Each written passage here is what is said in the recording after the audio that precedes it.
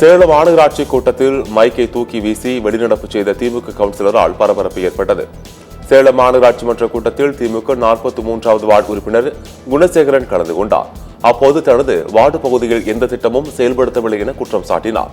அம்மாப்பேட்டையில் பன்னாட்டு நிதியில் கட்டப்பட்ட நகர்ப்புற சுகாதார நிலையம் இதுவரை முழுமையாக பயன்பாட்டிற்கு வரவில்லை என்று கூறி மைக்கை தூக்கி வீசி வெளிநடப்பு செய்தார். மேயர் இருக்கை அருகே சென்று மேயரை பார்த்து கையெடுத்து கும்பிட்டுவிட்டு வெளியே சென்றதால் பரபரப்பு ஏற்பட்டது.